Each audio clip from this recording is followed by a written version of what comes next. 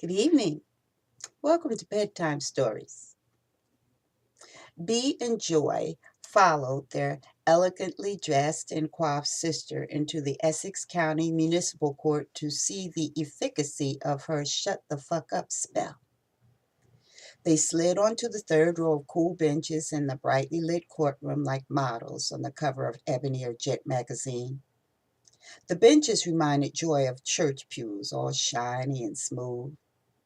The empty spaces filled up quickly. The sisters were surprised to see there were as many whites as there were blacks filing into the courtroom. Bee noticed that most of the white people came in with attorneys dressed in business suits and carrying briefcases or heavy files in their hand like Perry Mason on Ironside, while most of the black folks came in clutching wrinkled envelopes containing their court summons with worried expressions on their faces. The sisters waited for the proceedings to commence. It wasn't long before the officer in question, Officer Ryan O'Rourke, stepped through the courtroom doors. Vivian smelled him before she saw him. He had that sickly, sweet smell about him she associated with old folks in nursing homes whose time was almost up. Officer Ryan O'Rourke's steps were slow and painful to watch. He looked to have lost at least 30 pounds or more since the last time Vivian had seen him. His hair was disheveled and his face was mottled with black marks and angry red blemishes. And Vivian knew for a fact that he had an agonizing belt of shingles wrapped around his waist and an even worse case of hemorrhoids. Vivian's freshly done pressing girl curl bounced like she was in a Clairol commercial. She turned all the way around in her seat to get a real good look at him, shaking her head in amazement. She said, facing forward.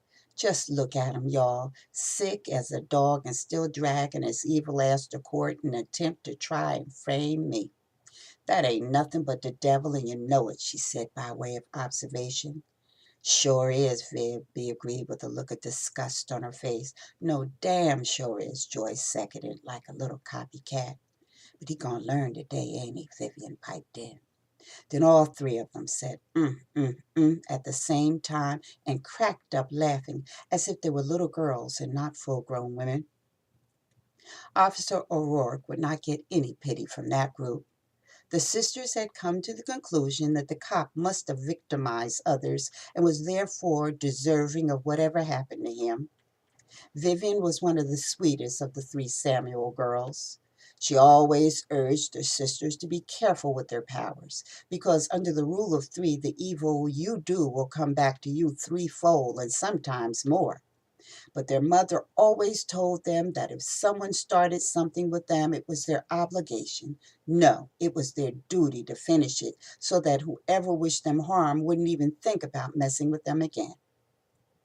O'Rourke zeroed in on Vivian in the crowded courtroom, periodically peeping in her direction while they sat through a multitude of cases until her case was finally called by the clerk. Vivian stood to approach the bench.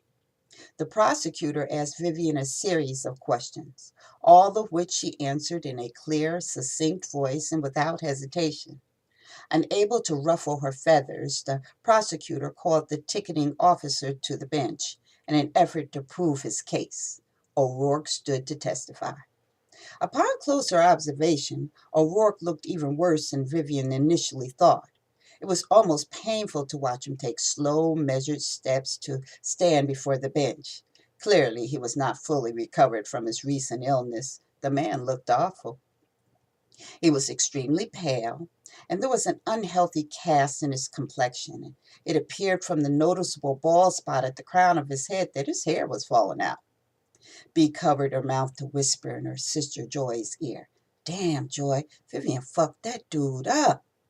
Unfortunately, her whisper was loud enough to travel, causing several people sitting nearby to laugh. The sisters put their hands over their mouths to keep from giggling out loud when Vivian looked in their direction with a stern expression on her pretty face. Things didn't get any better for Officer O'Rourke when he started to testify.